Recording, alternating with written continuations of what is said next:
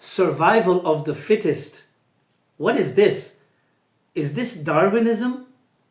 Not quite. There is a concept that the bigger, the better.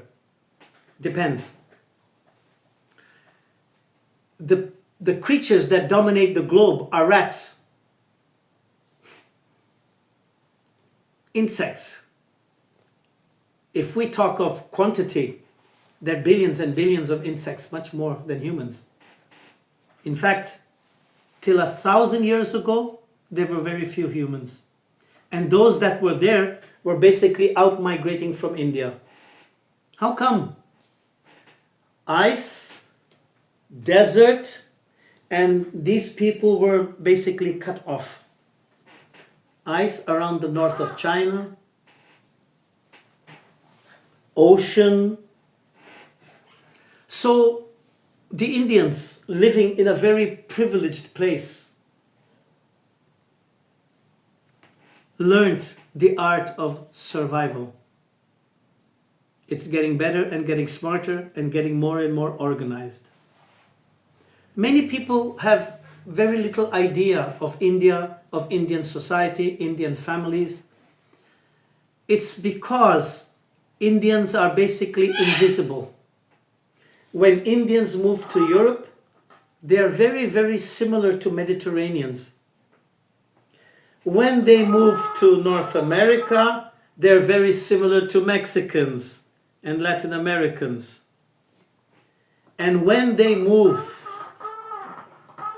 to Southeast Asia, they're very similar to Southeast Asians.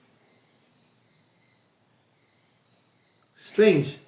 It's basically they out-migrated and mixed with the people who were there.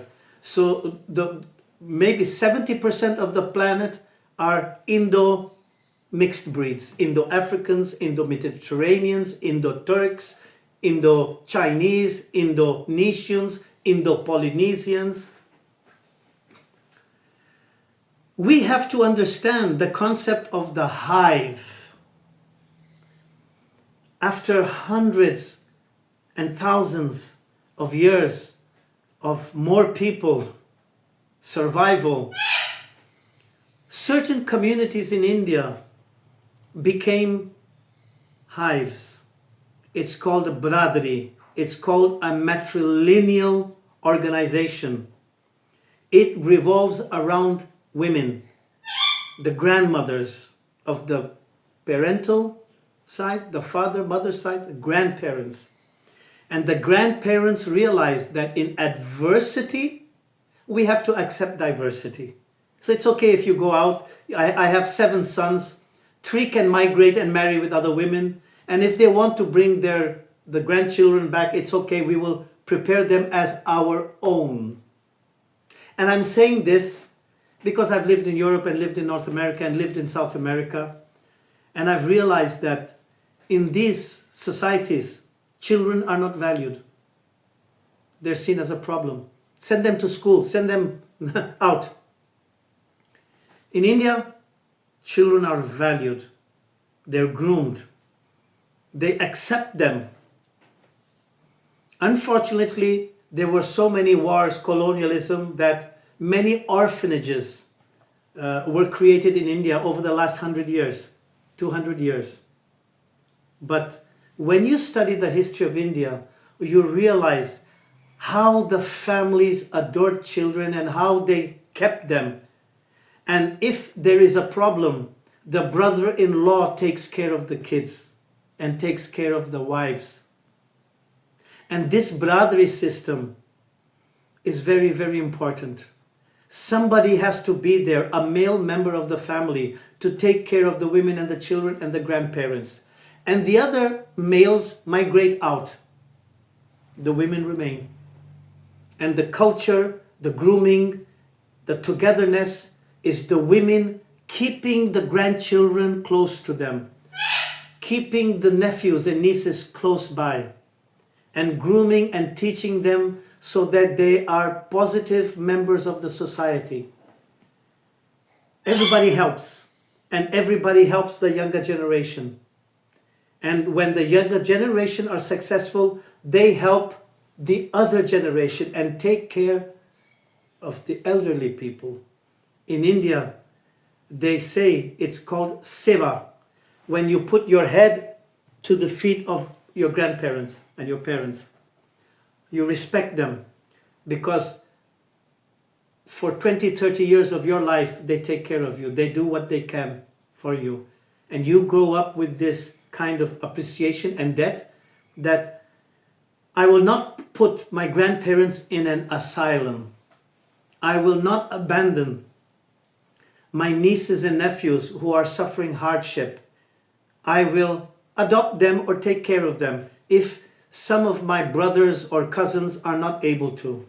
And as we had more and more people and droughts and wars and invasions, the need to take care of the younger generation and to take care of the elderly became important, because the teachings of the ancients come down to the grandparents. There is not a rupture, there is no divorce from the ancient culture to the modern culture. And when we look at India's ancient culture from the Indus Valley civilization, the Indian women today wear the same clothes, they have the same bindiya, they eat the same food. The life in India for the last 8 to 1,000 years has remained very similar. They have not abandoned their traditions for modernity, for industrialism, for money, for showing off, for materialism. So survival is not about becoming a millionaire and then after 5 years everybody divorces, everybody loses, the children become drug addicts and you lose everything and you're involved in scams. That's not survivalism. Survivalism is being there for thousands of years, maintaining your tradition and your culture, maintaining your history and your myths, and spreading without invading, spreading without death and destruction, spreading and sharing your knowledge. The gypsies migrated to Eastern Europe and to Spain, took their music and dance, their clothes, their culture. They were forbidden to study. They were forbidden to have lands. So they survived by tarot, cartomancy, dancing, singing, and being happy and friendly. And they have suffered a lot of prejudice.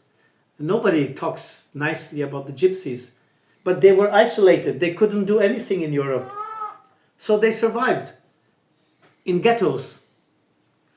But they have survived.